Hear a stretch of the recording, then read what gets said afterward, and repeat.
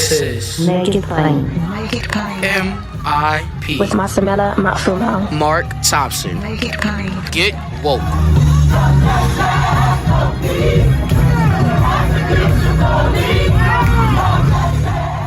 Ladies and gentlemen, one of my favorite organizations and yours, the largest online civil rights, social justice, and freedom fighting organization for Black folk, is here with us once again. And today on Make It Plain, in the person of Senior Director of Criminal Justice, and that has been a big topic for many of us everywhere as we watch all these cases unfold.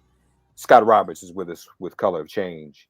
Hey, buddy, how are you? Doing good, Mark. Appreciate you. Thanks for having me on. No, we appreciate you, man, and all the great work that Color of Change is doing. And as a matter of fact, and speaking of your online activism, you all have initiated a petition in the wake, because, you know, a lot of us have emoted about that, but we can't really forget where the rubber hits the road.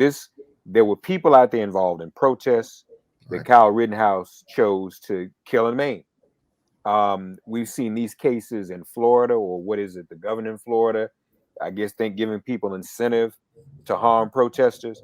You all are petitioning the governor of Wisconsin to actually protect those involved in protests for racial justice, correct? That's right.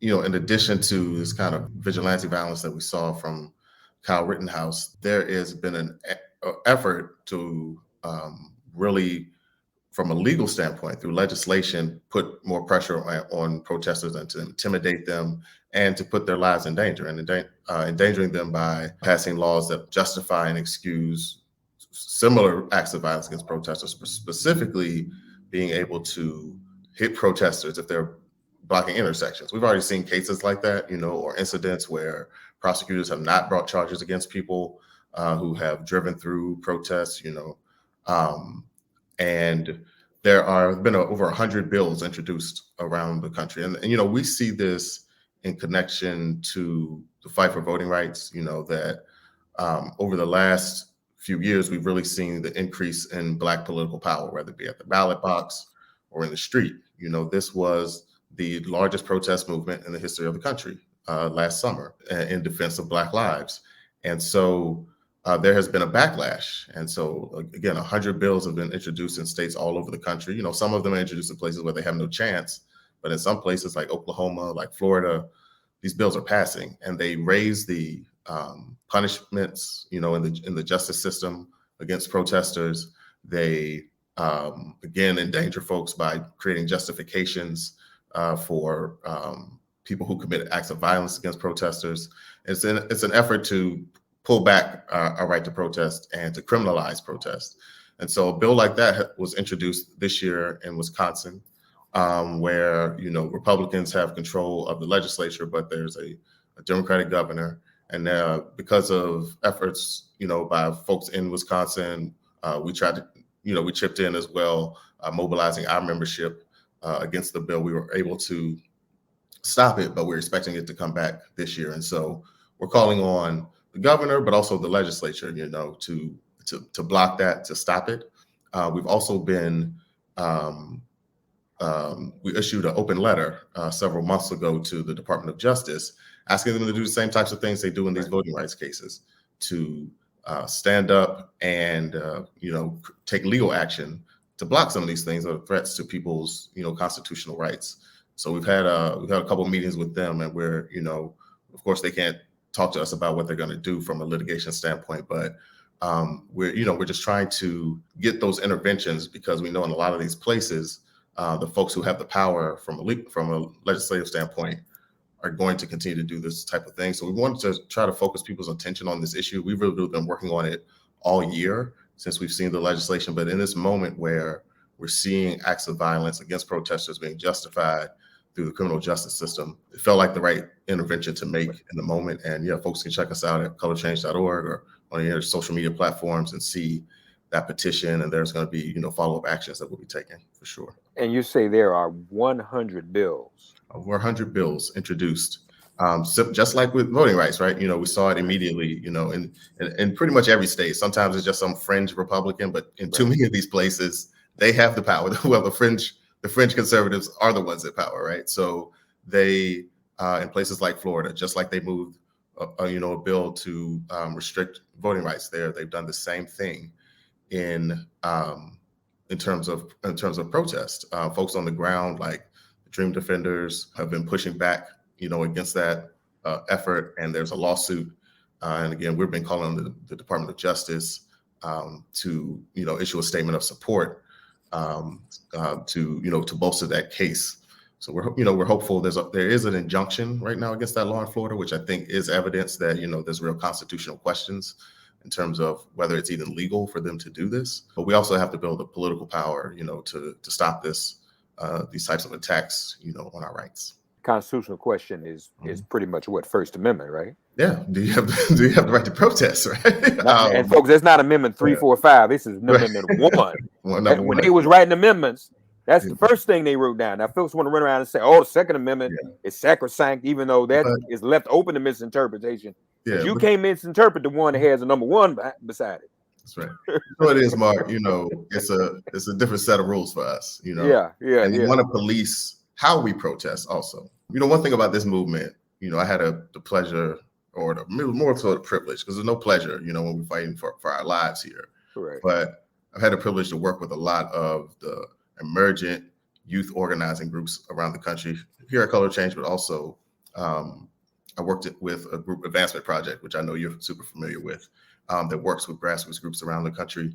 And I got to work with a lot of youth organizations, and I saw the emergence of this movement. And it's different, people turn up when they take the streets, and they want us to look a certain way. And I think Black protest has always been more policed, both literally, obviously, criminalized by the police, attacked by police, but in that larger sense also, that in the media, in the rhetoric we hear from our politicians, our protest is framed, whether always has to be classified. Was this peaceful? Was it not? All of those kinds of questions, and the over amplification of any acts of what they would deem violence, which has in the Black Lives Matter protests, we largely saw property destruction, and we placed that in a place of value above Black lives. And so that has justified, whether it be Kyle Rittenhouse coming in and defending property, from people that's not his, from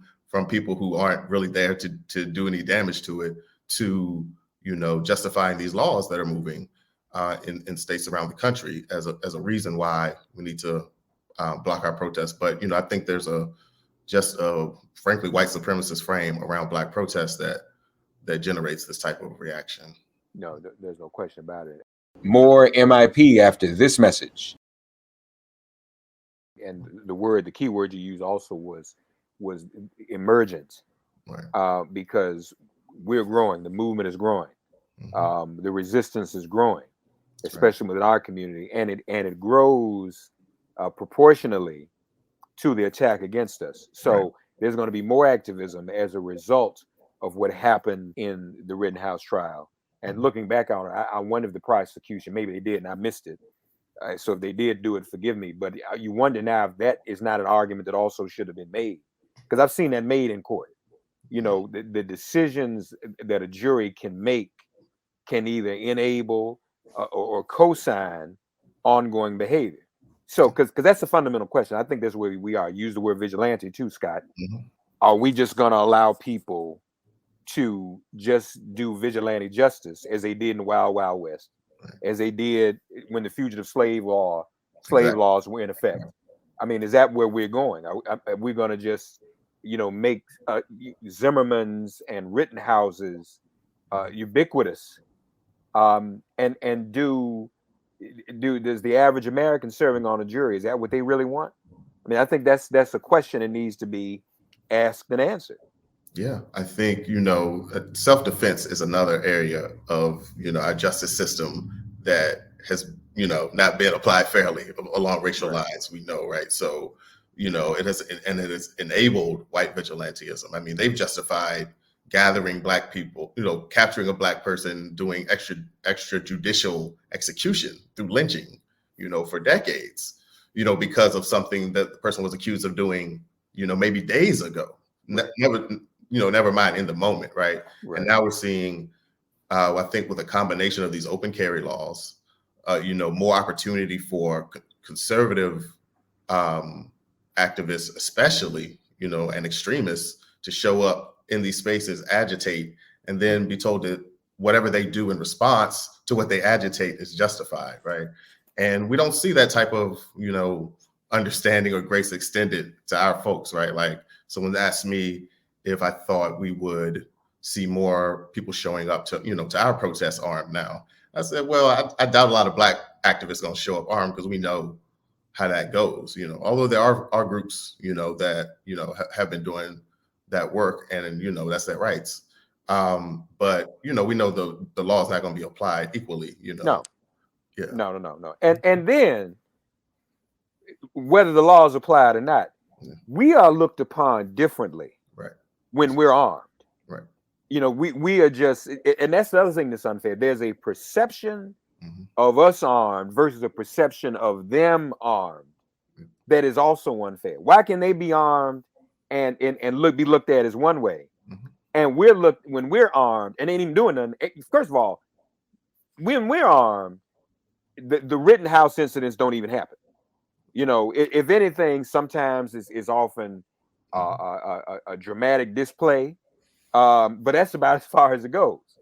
So there's no history of Black folks showing up armed at demonstrations and folk getting killed. But yet we are more fearsome when we're armed, and that speaks to the part of the culture. And let's be honest, brother, the psychological projection, as Dr. Francis Chris Welson would say. they know. I mean, when they think about themselves, well, wait a minute, these folk are armed. They might shoot us because we've done things to them that we don't, and that's why we don't want those things taught in school. That's why we make up critical race theory arguments. There really aren't no critical race theory is being taught in elementary and secondary school. But this stuff is made up so that they can kind of assuage some of their own guilt. And so they want to trip off of what that's ridiculous. And not only that, but they will use it to delegitimize our cause also, right?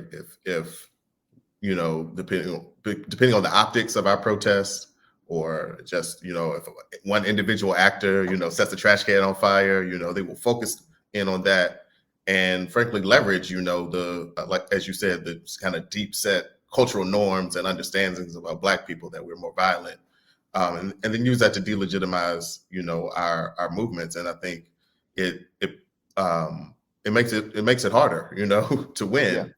And it also supports these kinds of laws that we're talking about, and these types of verdicts being able to come down because just like we saw with the judge describing folks as rioters, allowing folks to be described as rioters, looters, but not victims, it's kind of encapsulates that very idea of what's wrong. More MIP after this message. Yeah, and it also, I mean, what the judge was doing also is another example why people don't trust the legal system. The judge was really another defense counsel for Rittenhouse. He weighed in. I'll tell you something else too that you don't see us do. So the day after the jury verdict in Wisconsin, Brother Scott, you had a Black man out of jail plow through a group of people and kill them with a vehicle. Who in our community has set up a GoFundMe for him? No. You know what I'm saying? I mean, we don't do that. Now, but these folk have been raising money for Kyle Rittenhouse all along. And I get it. I know the circumstances are different in both, but a crime is a crime is a crime. Yeah. Murder is murder is murder. We don't set up no GoFundMe for anybody like that. And we don't defend people who are wrong. People commit crime every day. People commit crimes against us in our own community every day. And folks ain't running around trying to say they're not guilty and set up GoFundMe. It's almost as if Rittenhouse again is a part of a white lash, an ongoing war against our humanity, our right to defend ourselves, and defend ourselves 90% of the time or 99% of the time in a non-violent fashion. It's like even that is wrong, and we're going to come at you. We're going to still harm you, still enable these armed vigilantes against you as Black people. Yeah, it feels like he got a reward, Exactly. And they desperately need him to be a victim. I think he's young. I just feel like they see their sons, their nephews, their grandsons when they look at him, and I think it sends that's the dangerous message that it sends, because it encourages more people to basically do what he did. Right. Not even just, obviously if someone just showed up and was shooting people at a protest, we know that's way off, but just the idea of showing up to protect, armed, to agitate, knowing that people will defend you, you will be a hero. I mean, what is it? Tucker Carlson's doing a documentary about him. Like, this is really dangerous, and we should be doing more, I think, to also push back against that type of thing. Like, I know Tucker Carlson has already lost a bunch of advertisers and stuff like that, but whoever is left, this advertiser doing his show, like, they should be ashamed. How can you, even if you feel like on the legal merits, the case was argued and, self-defense is a thing, and if you just apply it to the split second moment when he pulled the trigger, maybe whatever, even if you could talk yourself and twist yourself mentally into that, the idea that someone who put themselves in that situation deserves that kind of glorification is just bizarre. And I think it's like morally corrupt to uplift that. So I do think, we should be looking at those types of questions, who's supporting this from a corporate standpoint, in terms of those messages continuing to be promoted. Yeah. Again, folks, one of the things that's most important about Color Change is that it's very practical. They're very practical in the way they operate, very strategic. And again, we're all in this space of outcry. Oh, the verdict.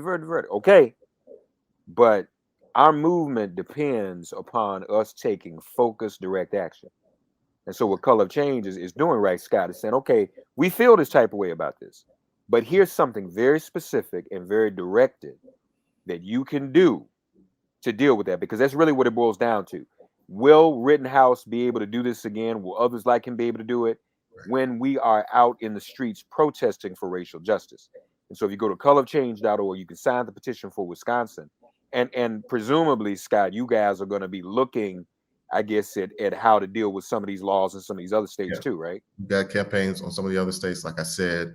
Also, we're calling on the Department of Justice. So, we're going to be rolling out some actions in the coming days. So if folks go to the website, they might find those already by the time they hear this. Yeah. So we're definitely, paying very close attention to this, and, stepping up our campaign, especially in the wake of this moment. This message, this verdict is being leveraged, at least by conservatives, as a message to us as people about whether or not we can stand up for ourselves and defend our own lives and our community. So I think we have to continue to show up. This is not going to deter us, right. But we also have to, like you said, try to make those strategic interventions and block their efforts to make it even easier to endanger our rights to protest. Folks, we have to focus our emotions, anger, frustration, disappointment, hurt, pain into these types of actions so that we can defend ourselves and defend our rights to be out there. And it is an intimidation factor too. Mm-hmm. It's also to put in the back of our minds that there's going to be Rittenhouse and others like him out here whenever we go out here and hit these streets. So keep that in mind. colorofchange.org, folks. Please go there, sign up. There are a number of campaigns going on there. And what they've done again is make it possible. I know all of us, nowadays especially, have busy lives, busy jobs, children at home, pandemic. We're all, juggling and multitasking. But Color of Change has managed to help us be able to do that, because everything's online, everything's electronic. This is electronic activism. So folks, please get involved. Scott Roberts, Criminal Justice Director at colorofchange.org. Again, colorofchange.org. Please go there. Please, ma'am. Please, sir. My brother, thank you as always. for being here, and we are always here making plain at your service. All right, thank you, brother. Appreciate everything you're doing. Pray you too. Thanks for getting woke and listening to Make It Plain. Please remember to listen, like, and wherever you get your podcasts, please give the show a 5-star rating. And please do spread the word. Let's all continue to pray for each other during this pandemic and this police-demic. If all hearts and minds are clear, it has been made plain.